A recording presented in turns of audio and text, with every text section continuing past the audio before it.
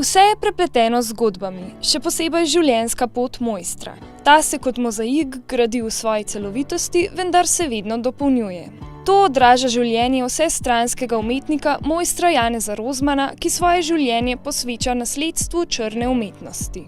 Tokrat nas je s partnerko Mari pričakal na svojem domu v Zgoši pri Begunjah in nam razkazal gradnike svoje zgodbe znotraj prostorov svoje delavnice. Dobar dan, želim, spoštovana mlada dama. Veliko veselje in čast mi je, da si vzela čas in me obiskala tukaj na mojem domu. In da ne bomo tukaj preveč na hladnem, bi te povabil, da stopimo v toplejše prostore in bomo marsikaj zanimivega pogledali, videli in pa tudi probali. Prosim, izvolite. Izvolijo.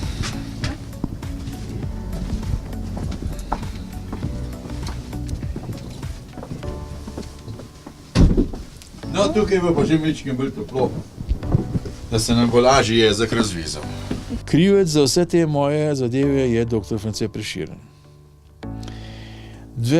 Takrat smo pač v Smokuču, smo se ukvarjali s sodobnim tiskom, z računalništvom in vsem tem zadevami, ampak jaz sem hotel, ker sem pač nekako sestavni del občine Žirovnica, Smokuč in se nekaj bi dal kamenček k temu bogatemu mozaiku dogajanja kulturnega tudi jaz. In sem takrat razmišljal, da bi ponatis Prešernove poezije naredil. Ampak kot sem že rekel, da dejansko na Dunaju je možakar tako mašino imel, ampak takrat je imel preveč denarja, hotel imeti, ker sem glih bajta delal.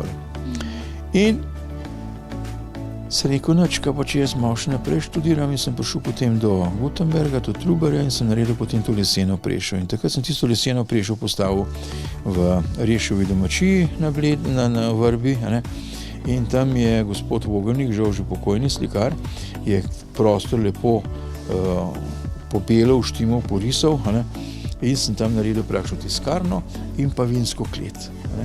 Od dimnikarja, metalurga, lastnika ateljeja Rozman do nagrad za kakovost in vrhunske dosežke na področju obrtništva in podjetništva.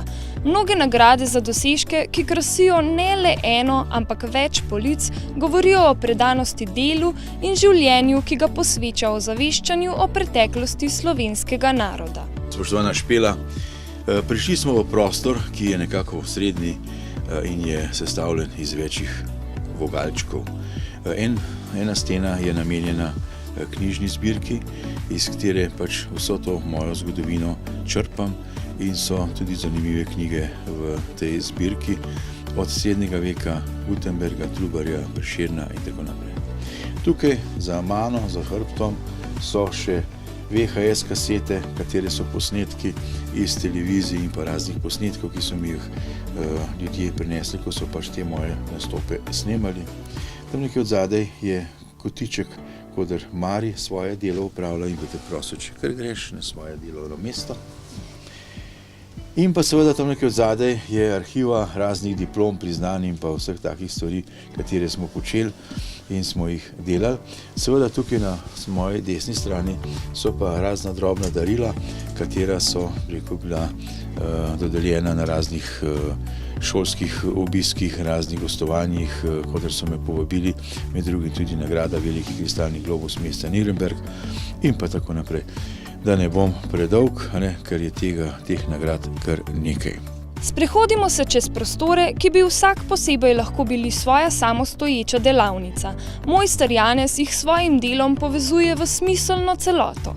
Tukaj za mano so razni kostumi od Trubarja, Gutenberga, Prešerna, Valvazorja in pa seveda ta srednjeveška kostumacija, te razne srajce, take in drugačne, katere se uporabljajo za nastope, katere se izvajajo na teh srednjeveških prireditvah ali pa v prezentacijah starega tiska ali pa usnjarske zadeve in tako naprej. Kajti moja dejavnost je kar razdeljena na več takih delov in seveda tukaj na tem stolu se usedem in razmišljam, kako in kaj dodati kostumu, da je vse tako, kot mora biti, kajti pri teh zadevah sem kar dosleden in mora biti od pokrivala do obleke in do obuvala, tako kot mora biti. Najljubši kostum mi je nekako ta, katerem so tudi oblečen. To je nekako kostum, ki je posnet po Martinu Luthru. Je pa razlika v tem, da pač ne nosim tega protestantskega ovratnika, je izničen z tem belim ovratnikom in pa rokava niso tako široka, kot so pač pri tem kostumu, zato ker me ovirajo pri tisku. Povabim te še v osrednji prostor, kodar se nahaja marsikaj zanimivega in tukaj na tej strani je polica z raznimi mojimi knjigami, katere izdelujem v take in drugačne namene. Najrajši pa delam take opisne knjige, kot so recimo takele, ki so toliko debele. Ta knjiga še ni dokončno narejena, ker pač še čaka okrasitev platnic, zato ni še zlepljena. Ampak to so opisne knjige, ki jih uporabljajo razni gostinci, muzeji in pa take stvari. In seveda zraven te knjige je obvezna knjiga, to se imenuje knjiga za pohvale, to je pa knjiga za pritožbe. Ampak zraven te knjige za pritožbe pa še tak svinčnik, da se zelo priročno lahko pač na to pritožbo piše. Tako. To je pač vse skupaj v kompletu. No in tukaj so pač take knjige, ki so narejene na ta namen. Tukaj so recimo knjige, ki so izdelane iz ročno izdelanega papirja, po staremu načinu. To so knjige, ki so vezane, nič vam ne pade v en list, ker pa običajne so knjige. In pa seveda se uporabljajo, naj si bo to kot skicirke, kot pesmarice, in so to res take zanimive knjige. No, ena take zanimive knjig je tudi tole. To je knjiga z usnjenimi platnicami in takole pripravljenim papirjem in se potem ta knjiga z eno vrvico, z eno špago, se ta knjiga potem takoliko izveže. Koliko časa pa rabite, da izdelate neko tako knjigo? Jo, to je zdaj relativno rečeno, koliko časa, ker se pa zadeve pripravljajo, da si to papir, potem biganje, pa rezanje, pa luknjanje in tako naprej. Tako da tega časa nikoli ne merim, kajti te stvari se delajo z ljubeznijo in pa srcem.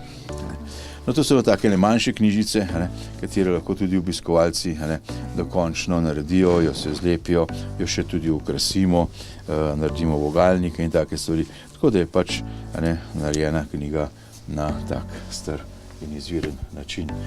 Ena takih zanimivosti je pa tudi ta, knjiga. Zakaj je ta knjiga takole pripravljena pa narejena?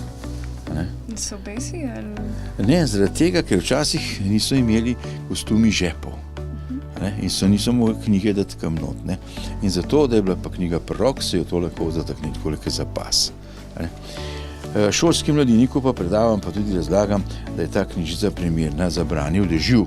Zakaj? Zato, ker ima takole strehco. Za tiste, ki pa pač poznajo že malo tiskarstvo, je pa tudi ena taka zanimiva knjiga, katera prikazuje primer, če pogledava tole takole, vidiva, da je tukaj napisana knjiga ročno. In tudi slike so iluminirane potem, ko so bile potem ročno risane.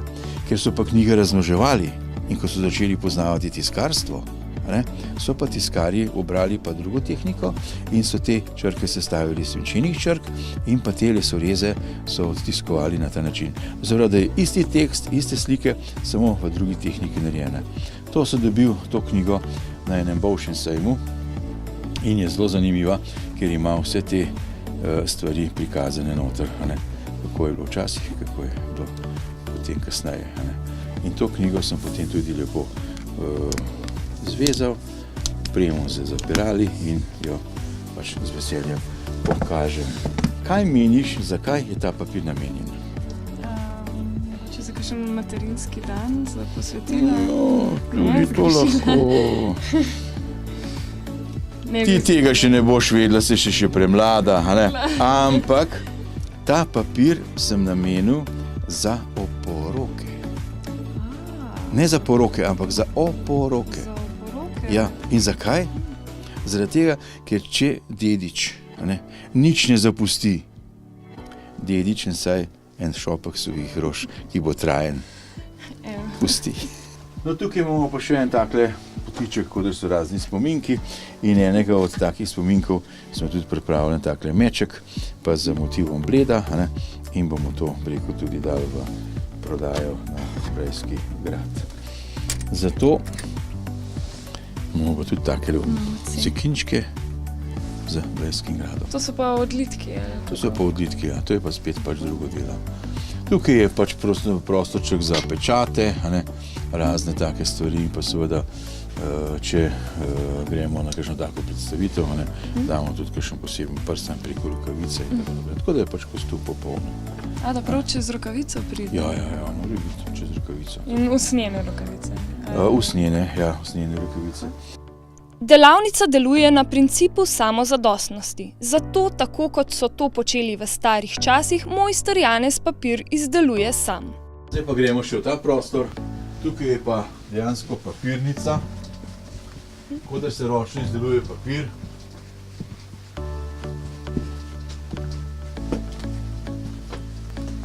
Samo žal danes ne moram pokazati v praksi, kako in kaj, ker je malo prehladno, ker smo prekinili z proizvodnjo papirja, ko začne zmrzovati.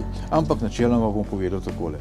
Tukaj imamo osnovno surovino, kot je bombaž in pa celulozo, katero zmeljemo v posebnem stroju, ki je holandec imenovan. Tu se vse skupaj zmelje, scufa in se potem pripravi pulpa, cirka en kubik te pulpe, katera se potem razreči in seveda se potem zatem siti, nanaša na to mrežico. To je okvir, katere določa velikost papirja in pa debelino papirja. To je pa mrežica, na katero naplavimo to pulpo. To zajamemo na ta način, da gremo do podna, dvignemo gor in počakamo, da se to tukaj odcedi. Ko je odcejeno, se potem ta okvir odmakne in se potem na tej tkanini ta papir odgavča. Ko je to odgavčeno, se ta papir zloži še v to stiskalnico in se ta voda izcedi. Ko je pa to delno odcejeno, se pa tukaj v sušilnico da in se zadeva suši. Preden bombaž spremenimo v papir, ga je potrebno natrgati. V bistvu je to, da je to tako nabito, da tudi žeblana moraš zabiti to noter. To so pa posebna barvila, s katerim pač ta papir barvamo, in to je recimo samo kapljico dve te barve dam v cel sod in je to zabarvano. Zanimivost te barve je pa ta, da se praktično samo prime na bombaž. Na roke in pa na vodo se ne prime. In dejansko, ko delaš recimo temnoplav papir, imaš roke bele, čiste, in pa voda čista. Ker tukaj je še zanimivo to, da se vsa voda obrača. To se pravi, vse, kar se odcedi, gre spet v to posodo in z te posode spet nazaj. To se pravi, tako kroži, ni nič odpadne vode. V bistvu zelo trajnostno zastavljeno. Tako, ja. Velikost pa delam praktično od A4 in pa A3. Najbolj ponosen sem pa na papir, kateri ga vidimo tukaj v roki, in če pogledamo proti svetlobi, se vidi praktično tudi noter še vodni žig. To se pravi kofetarica od gospe Kobilice. Ta papir je bil izdelan za en kongres papirničarjev, kateri so ga imeli v Laškem, in sem bil jaz prisoten tam s tiskarno in pa za izdelavo papirja. Tukaj od zadaj imamo pa še papir, kateri je narejen z različnimi dodatki. Si bo to tobak, kokosovo lubje, konoplja, bambusovi listi, lan in pa vse te stvari. In pa tukaj gor imamo čisti papir, ki je narejen iz bombaža. Čisti bombaž. In če ga pogledava, je tako, kot da bi bila pločevina. Kakšna je pa razlika s tem današnjim papirjem, razen to, da je pač obrezan in da... Današnji papirji bom pa povedal takole. Ko predavam učencem, jim povem takole. Spoštovana mladež, vi niti ne veste, da vas ravnatelj in pa šolstvo vsako jutro matrajo za tem, da prinesete v šolo pol ruzaka peska. Pa debel gledajo, kako to. Zakaj? Ker vaše knjige, katere so sestavljene iz papirja, ki je težek, ki je debel, ki je gladek, niti ne veste, da je to pol noter peska. In polovico v tem papirju je kaolina, ki ga kopljejo pri Kamniku. Kaj pa je to v bistvu? Pesek, to je pesek, prah, tak kot kreda, kot kaolin, in to praktično dela ta papir cenejši, kajti če bi vse te knjige in vse te papirji narejeni iz bombaža, bi bilo tudi sorazmerno dražji, ker bombaž je precej drag. Delavnica je rezultat dolgoletnega posvečanja prebiranju knjig, iskanja starih strojev, popravil, izumov in uresničevanja idej. V njegovih besedah in dejanjih se čuti vztrajnost in doslednost. Popolnen prostor, v katerem je dejansko na razpolago veliko strojev, ki se uporabljajo za tiskarsko tehniko, to se pravi za izdelavo svinčenih črk in pa za tisk, in pa seveda nekaj drobnih artiklov, kateri so uporabni pri tej zadevi. Tukaj imam najstarejši stroj v moji zbirki, to je praktično stroj, na katerem se je odtipkalo in se ta besedilo potem preneslo v take svinčene vrstice. Iz teh svinčenih vrstic se je potem ta tekst za časopis ali pa knjigo sestavil in potem, ko je bilo to odtiskano, se je ta stvar praktično ponovno stopila. Zato so tiskarji, stavci bili tako rekoč pogrebniki svojega dela, ker ko je sestavil te svinčene črke, je dejansko te črke razmetal in seveda tistega izdelka ni bilo, bil je pa samo posledica odtis. No, tukaj je pa tudi še en tak zanimiv stroj, kateri je pa namenjen za naslovnice. No, tukaj pa imamo rekonstrukcijo Gutenbergove stiskalnice, katera je narejena bolj kot miniaturna, ampak je uporabna, da se lahko tiskuje velikost A5 formata oziroma A4 formata papirja. To je narejena kompletno iz lesa, tudi ta špindel je narejen lesen, tako da je pač približana čim bolj izvirniku. In s to stiskalnico potem demonstriramo te odtise. Tukaj imamo še rezalnik za papir in pa še usnjeni kotiček. Zdaj gremo pa v ta glavni prostor, to je tiskarski del, knjigoveški del in pa seveda zbirka svinčenih črk, katera je bila praktično zbrana po raznih dinosih, po raznih kleteh, podstrešjih in tako naprej. In moram reči, da se mi je pokazala velika sreča, da sem spoznal prijatelja Vilija, kateri je bil direktor neke tiskarne v Ljubljani in se je zdaj preselil v Begunje. In so se spoznala in z velikim veseljem pride in te črke ureja, tako kot pač morajo biti po vseh teh stavskih pravilih. Pri njegovem delu mu je pomagal tudi stari znanec, katerega poklic skoraj da toni v pozabo. Je namreč črkostavec. Janezu pa pomaga energijo in čas, ki jo črkostavstvo zahteva, prihraniti za delo v delavnici in na terenu.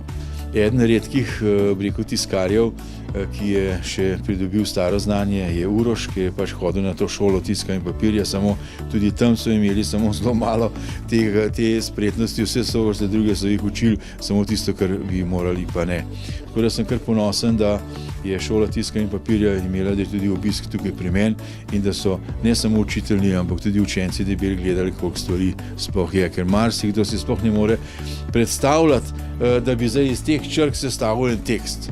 Pa si vzemo samo primer, da napišete zdaj svojemu prijatelju na ljubezensko pismo in ga sestavite za tenih črk, pa da ga potem tukaj vtisnemo, kako se to bo trajalo. Sem v bistvu prišel do Janeza enkrat polet, sem bil star 17, tako da že dolg nazaj. In takrat, glede na to, da sem se odločil za šolo, srednjo šolo tiska in papirja, je bilo nekaj smiselnega, da tudi če kaj takega počnem med podletjama, oziroma med počitnicami. No in takrat je pa Janez glih začenal tudi in je rekel, da mene bo pa policov nagradil. No, takrat gor sem še kar nagradil. Tako da zmeraj več na začetku, ne toliko, pa potlej zmeraj več, tako da tudi s temi črkami bom rekel tako, kar danes prikazujemo, stavljanje tiska, tako kot se gor naredi, zgleda precej preprosto, ampak ogromno neke vaje oziroma prakse se dobi skozi ta del, ki se je stal. Tako da čist na začetku je ogromno nekih napak tudi noter, prvič črke, ko so obrnjene. Sicer to se da kar dosti hitro usvojiti, bolj tudi sama razporediti, koliko je barve, koliko je nanosa, koliko je tega. Tako da tlele je ogromno detajlov, izgledajo preprost, kot jih mi predstavljamo, ampak je pa precej še v zadej tega, da smo do tega sploh prišli. Tle pri mojstru je malo več, mašin za tiskati, ni samo rekonstrukcija Gutenbergove preše, ampak je tudi še kakšna druga. Sicer taka je tudi nagrado, ampak za kakšne večje odtise rečemo zelo primerna, glede na to, da gre pritisk v eni liniji čez in lahko tudi kakšno večjo stran odtisnemo. V njegovih prostorih smo lahko priča številnim različnim materialom, od usnja, bombaža pa vse do svinca in drugih. Mojster Janez je vešč v uporabi vsakega izmed njih. V osrednji delavnici smo bili priča tudi izdelavi krtačnega odtisa. Mojster Janez Rozman pa nam je pokazal tudi, kako so tiskali med svetovnima vojnama v bunkerjih. V pomoč so jim bili namreč razni klišeji. Tukaj je pa nekaj izdelkov takih, ki so recimo knjiga za zvezanje, da je sešita, narejena tako kot je, in pa potem, da se to poplatniči v take platnice in se potem ta stvar zaključi in pa naredi. Vse te stvari se pač delajo po naročilu. Popravila na strojih opravlja kar sam. Ve, s čim rokuje in pozna vsak kotiček, stroj in orodje, ki ga ima. V veščine in znanja, ki jih poseduje, se je poglabljal leta. Vse je bilo to praktično čisto samoučno. Veliko noči je šlo, da sem prebral razne knjige in to potem, ker sem prebral tudi v praksi sprobal. Mladeži skoraj da nerazumljivo, da če je primer, da vzamemo, da sem dobil en tekst, katerega moram napisati na voščilnico za obletnico, pa stranka pride pa reče, te črke mi pa niso všečne, da moram jaz to iz svinčenih črk spet se razstaviti, drug predal vzeti, pa druge črke sestavljati, danes pa tam nekaj samo na knof, pritisneš pa se že drug font pokaže, pa ga lahko desno centriraš, levo centriraš ali pa sredinsko centriraš, to je vse skupaj na brzino. In mene srce boli, ko slišim po radiju ali pa po televiziji, izšla je knjiga. Naslov še povejo, pa kdo jo je napisal, to še. Ampak, kdo jo je stavil, kdo jo je stiskal, kdo jo je zvezal, kdo jo je spletničil. To pa nič, to pa kar pade samo z neba. Vzemimo si primer samo tole knjigo. To je narejena recimo vzorčna knjiga za... Ta je prazna, ampak zato, da so vedeli, koliko listov bo v tej knjigi, kako mora biti ta knjiga sešita, kako bojo platnice narejene, so morali narediti vzorčno knjigo. In to je vzorčna knjiga. Za ta namen. Zdaj si pa zamislila, da je tole treba vsak list posebej, 4 skupaj, pa tele kaj preluknati, pa sešiti, je to kar... Vse dela. Ja, in zato so bile že včasih knjige drage, so pa so razmerno tudi danes drage, Ampak vseh, kjer se pač ta zadeva precej strojno dela, je pa še zmeram tista vrednota, da je nekaj narejene na roke. V to, kar je delavnica danes, je mojster Janez vložil leta truda in trdnega dela. Obiskoval je sejme, stare tiskarne in stroje, ki so danes ponovno delujoči, našel v različnih kotičkih Evrope. Moram pa tudi reči, da recimo vsi tisti prodajalci, starinarji in pa ljudje, ki se pač s temi stvarmi ukvarjajo, pa obadajo, me poznajo in me že marsikdaj podsukajo. Ti imam tak in tak stvar, pa tako stvar. Vse pa spet določene stvari dogajajo, da kakšen kliše, daj mi enega, da mi uro še navaden kliše, recimo, en takli kliše, ki je zanimiv, ampak hoče imeti 200 evrov za tole. Pa mu pa rečem, veš kaj ti, jaz imam tega kar ne tono ali pa 2, ti prodajo pod akcijo meni. Tole so v firmi tako rekoč razhodili in so eden je odšravbo tale valčen del, eden je odšravbo tele palce in vsak je odnesel to domov. Pa sem pa jaz to zvedel, kdo so te ljudje, pa sem šel vsakmu, pa sem rekel, ti veš kaj, ti rabaš to plato, ja bom pleh glihal, bom ti dal drugo plato, pa boš ti tako pleh glihal, da je ti to meni. No pa sem jaz to plato dobil, pa sem pa dobil tele palce, pa še valček zraven, pa sem skompletiral mašino, evo, pa je skupaj. Bila pa že na 3 naslovih doma. Oziroma morate biti zelo ustrajni, pa ročni, da lahko vzdržujete vse to in za tako stvar moraš biti malo tako narobe cepljen, tako da. Naš rekel, nenormalno, ampak pač moraš biti privržen za to. Jaz recimo, če imam le možnost, pa če imam le čas, grem vsako nedeljo na Bolšji sejem, ali pa kadarkoli sem recimo na teh gostovanjih po tujini, si zmeraj pogledam, kje imajo te Bolšje sejme, in greš tja in pa pogledaš. Dejavnosti, s katero se ukvarja, pravi črna umetnost. In sam kot naslednik črne umetnosti ozavešča o veščinah, ki so našemu narodu zagotovile prihodnost. In z tega se naučiš, ker tega v šoli ni. V šoli tega ni. Svoje znanje rad deli, predvsem z mladimi. V manufakturi ga obiskujejo tudi skupine osnovnih in srednjih šol. Sem ponosen, da ima vsak svoj način, vsak svoj stil predavanja, ampak dejansko je pa ista zadeva vse. Samo nekdo jo pove na ta način, nekdo jo pove na ta način, ampak jedro in pa bistvo je pa enako. Tako da je to kar zanimivo. Tako da to dvakrat poslušaš eno in isto stvar, je čisto drugače poslušaš. Ja. Prav tako pa je imel mojster Janez že večkrat priložnost svoje znanje deliti z raznimi diplomati. V grajski tiskarni ga je obiskovala tudi bivša prva dama Združenih držav Amerike, Laura Bush.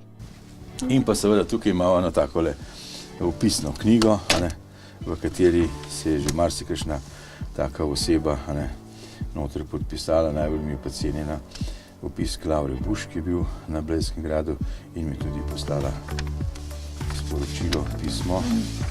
In pa seveda vse te eminentne osebnosti, katere so pač se opisale v to knjigo. Nekateri s takimi pisavami nisem znam prebrati, mogoče bojo kdaj to brali in pa gledali. Je pa že skoraj zapolnjeno, vidim. Ja, že kar proti koncu, to se bo potreba kmalu narediti novo knjigo, ampak nekaj pa še placa, tako da na koncu te bom prosil, da boš tudi ti svoje mnenje napisala.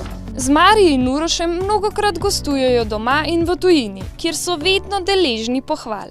Prva zadeva, ki jo imamo zdaj, še imamo pred koncu leta, vrnimo ljudem knjigo in bova pred mestno hišo že nekaj let zaporedoma demonstrirala pač to tiskarstvo, kjer opominjamo na praznik, kateri ga se ne radi spominjamo, ampak ga moramo opomniti, da so v Ljubljani pred mestno hišo požgali 12 voz slovenskih knjig. Kakšne knjige pa so to bile? To so bile knjige, ki so bile natisnjene, niso bile to slovenske knjige, verske knjige, in teh so nabrali kar 12 voz in so jih pripeljali pred mestno hišo in so jih tam zažgali. Ampak mi pa vsako leto to spomnimo pač na ta dogodek, da se pač to ne bi počelo, da bi ne bi požigali knjige. Glede na to, kar ste nam zdaj povedali, kaj bi pa lahko rekli, da je vaše poslanstvo? Moje poslanstvo, malo bom hudomušen, pa bom rekel tako, moje poslanstvo je, da malo dvigujem prahu, da imajo drugi krvave oči. Ker bom povedal še tako, naš stvarnik je naredil 3 gromozanske napake. In prvo napako je ta naredil, da je dal denar tistim, ki nimajo pamet. Drugo napako je naredil, da je dal pamet tistim, ki nimajo denarja. Poje pa ugotovil, da ga je v kamen. Poje pa še fušarijo pogruntal. Smo pa danes, smo tle. No, hočem reči tako. Moje poslanstvo je, da pač mladež in pa vse ostale stvari seznanjam, starim tiskam. Jaz pogruntal nisem nič novo, jaz samo obujam tisto, kar je bilo. In skušam dati v tiste okvirje in pa tisto zadevo, da je najbolj avtentična. In trudim se z vso to mojo ekipo, z Urošem in pa z vsemi ostalimi pomočniki, da nam pač to uspeva in vesel sem, da to nekateri sprejemajo z navdušenjem, nekateri sprejemajo s fovšarijo, nekateri z zavistjo. Vse sorte je pač ljudi, ampak mi imamo z mano na čelu že slonovo kožo, tako da nam to nas nič ne gane, ampak skušamo pač te stvari le peljati v tej meri, da je tako, kot pač je nekoč nekdaj bila in da imajo tisti, ki tega niso izkusili, posebej vi mladež, vam ni poznano veliko teh stvari. Ponosen sem pa na to, da nekateri starejši, ki že s palčko pride, pa pravi, ja, to je pa res tako bilo, kot je. Ne. Obisk v manufakturi Mojster Janez je tudi nam bolj odprl oči za preteklost in današnjo identiteto slovenskega naroda. Morda je prav to zavedanje tisto, ki v nas prebudi zagon za spremembe v prihodnosti.